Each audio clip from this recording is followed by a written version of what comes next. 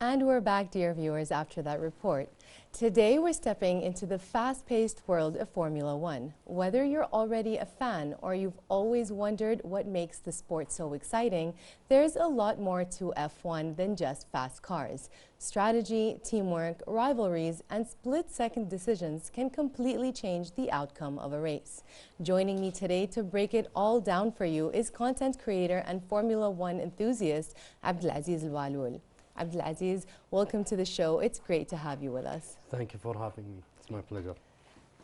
So, if someone has never watched Formula One before, what do they need to know before their first race? Basically, Formula One is not about which car is the fastest.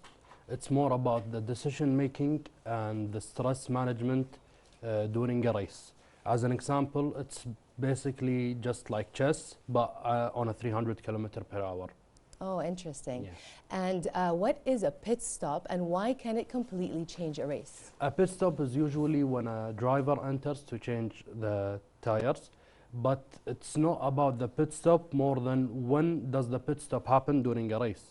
So if it was implemented correctly, it can win a driver a race. One mistake could cost him and ruin the race. Oh, wow. Yeah. And what's more important in Formula One, the driver or the car? Actually, you need both. If you give a driver a slow car, he can only do so much with it. But if you give two drivers the same car, you could see the difference between two drivers and how they can actually drive the car. Oh, wow, interesting. Yeah. So why do teammates sometimes become each other's biggest rivals? If you give two drivers the same car and the same team around them, and one is fighting for the championship while the other is not, then there is no excuse for the other driver for not performing as much as his teammate. Oh, okay. So that's why team rivalries happen in Formula One. Right, okay. Yeah. And who do you consider the greatest Formula One driver of all time and why? I would say Lewis Hamilton, because his long-standing career in Formula One, and he has 7 world championships, tied with Michael Schumacher. He has done so many good stuff for the sport and actually broke multiple records. Some people could argue about Senna, Schumacher, and even Fangio, but for me, I would prefer Lewis Hamilton. Okay, Yeah. okay. And which team is the most iconic one in Formula One, in your opinion? Ferrari, definitely. And why is that? It's the team that has always been with Formula One. They have been inseparable since 1950. The first race, they were there and still with us with Formula One. And they have the highest amount of constructors' championships. Okay, Yeah. okay. Could you tell us a little bit more about that, or something our viewers might want to know? Ferrari, they actually even have emotion with the fans because of the long-standing relationship with Formula One. Some fans see it as like the benchmark for Formula One. However, most of the people who just want to watch Formula One, they actually just start to support Ferrari. Okay, Yeah. okay. And how can a team win a race through strategy, even if it doesn't have the fastest car per se? Again, it's more with the pit stop and managing even under safety cars.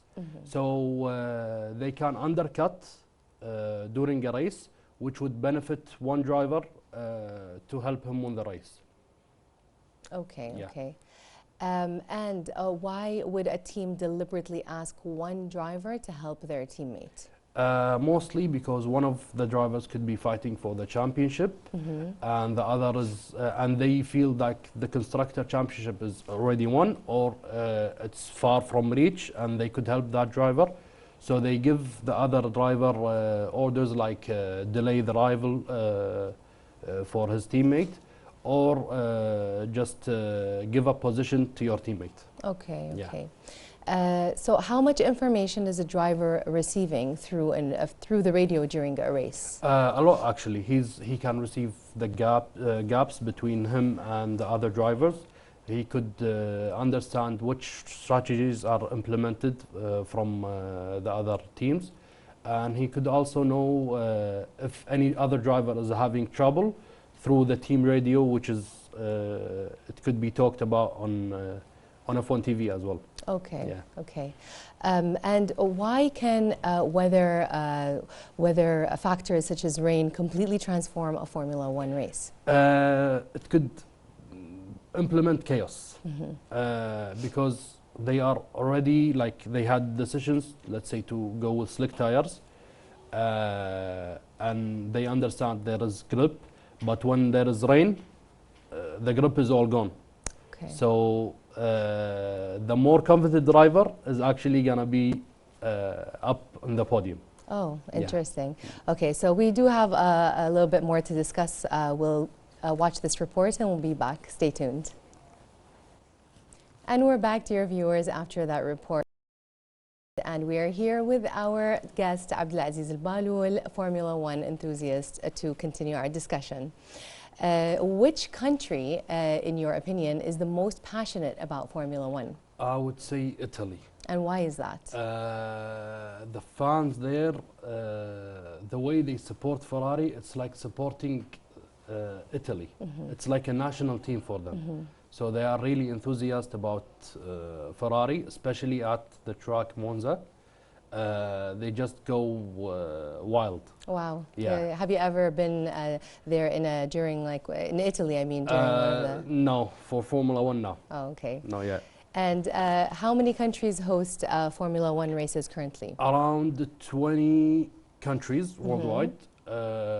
One of the countries is United States. They host 3 races: Wow. Miami, Las Vegas, and Texas. And there's multiple races here in the region. We have Bahrain, we have Saudi Arabia, and Qatar, and Abu Dhabi as well, also I heard. in Abu Dhabi, yeah. Have any Kuwaitis ever competed in Formula One? Not yet. Hopefully we will see that soon. But we have a very good driver, Sheikh Jaber Al-Sabah. He just won a race back in July in Formula 4. Wow, that's amazing. So hopefully he keeps up the progress and shoots through the rank to get to Formula 1. And one day we see him lift a trophy. Inshallah, inshallah. Why do some countries have a stronger Formula One culture than others, do you think? It's basically because they have lived with the sport for long, especially in Europe. Like Britain, the race has always been there, and it's part of the country since 1950s. So the first race was actually in Silverstone. So mostly Europe, they have the base to be close to that sport. Okay, Yeah. that makes sense. What changed Formula One from one of the world's most dangerous sports into what we see today? Unfortunately, the accidents that happened before, as an example, Jules Bianchi's accident, he suffered a fatal injury and it led to death. So they implemented one of the safest things, which is the halo. It is one of the strongest material in the world, and it can withstand around 12,000 kilograms. Wow, and what is that exactly? Can you describe what that is? It's basically something around the cockpit of the driver. It's just a small material stretched all around to his neck. Oh, okay, yeah, that's like an extreme safety measure, let's say. Yes. Okay, so what is the greatest rivalry Formula One has ever seen? I would say Senna and Prost. They were teammates in McLaren, and we were talking about how do teammates become rivals. Yes. When 2 teammates actually perform really good and they win almost every race during the season, they actually try to cause the other to do mistakes, or at least one of them wins the championship, and that's one of the best rivalries I have ever seen, was Senna and Prost. So there's like a friendly kind of rivalry? No, it was all the way. Oh, okay, Yeah. okay. So what is the craziest Formula One race you have ever watched personally?